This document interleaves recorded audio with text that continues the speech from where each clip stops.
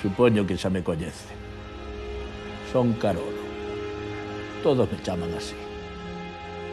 Carolo, mariñeiro do Berbés. Agora din que son un heroe porque morrín na porta da Gamboa.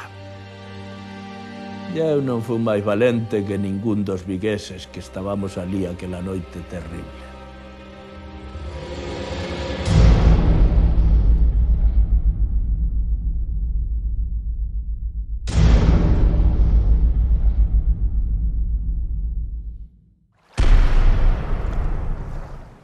A comezos de 1809, Vigo é unha vila importante, con máis de 10.000 habitantes censados.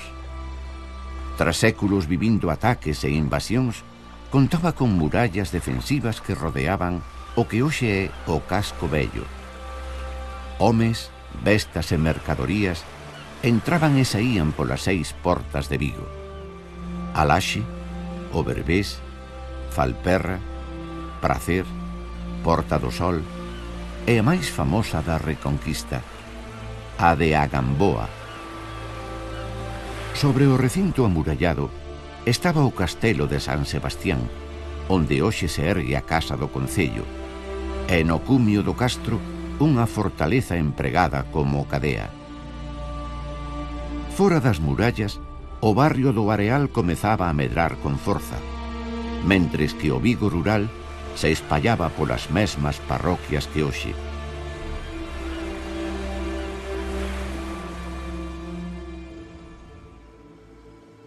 En Vigo había cartos, moitos cartos.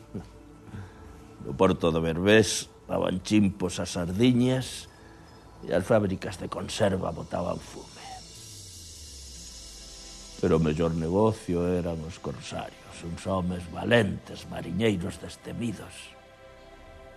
Todos os meses viñan 3 ou 4 barcos ingleses que os pillaban fora das cíes e os traían ao porto cargados de ouro, de prata, de especias, de tecidos de Damasco.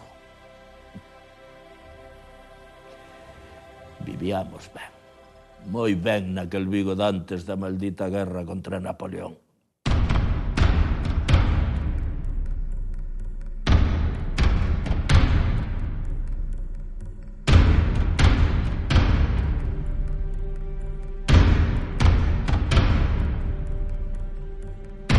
Pero os tempos felices de Vigo van rematar.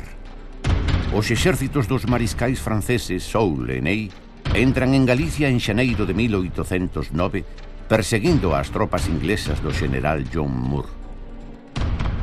Os británicos embarcan en A Coruña. Moore morre na batalla de Elviña e as forzas de Napoleón comezan a ocupación de Galicia. As cidades van caendo unha tras doutra.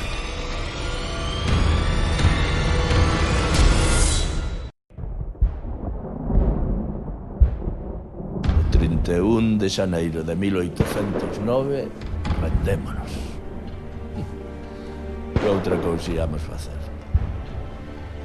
Os nosos mellores homes foran levados a loitar a Castela e case non tiñamos armas para defendernos. Cando vimos os franceses quedamos abarallados. Viñan os húsares a cabalo, os dragóns cos seus sabres, os granadeiros, os trens de artillería.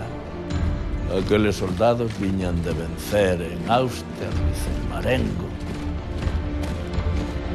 Que íamos facer nós se non abrirlle as portas do Vigo?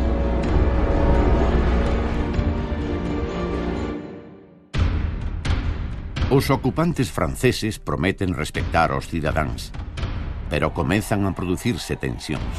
Xa dende o primeiro día comezamos a pensar en como botalos fora de Vigo.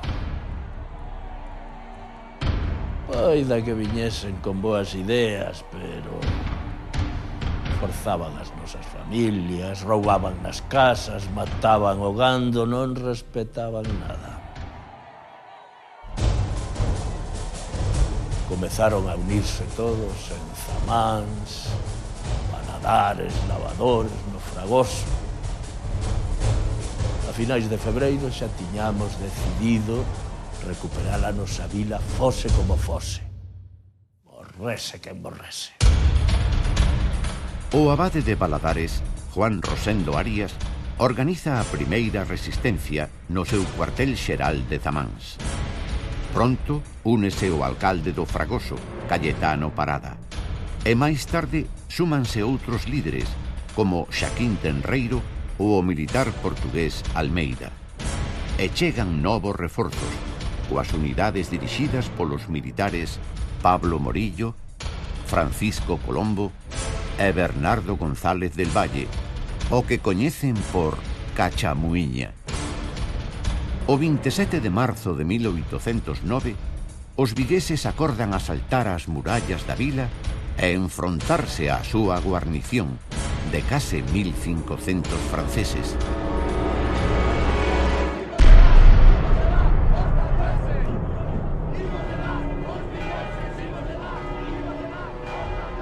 Ás 8 da tarde comezaron a soar todas as campás da bisbarra e os voluntarios caeron a milleiros sobre as murallas. E fun coa división do capitán Cachamuiña a porta da Gamboa. Se conseguíamos abrila, aqueles malditos non terían máis que renderse. O resto xa sabido. Cando estaba a rachar a porta cunha machada, caín morto polas balas dos franceses. Cachamuiña remataría o traballo que eu comezara e a victoria foi nosa, dos vigueses.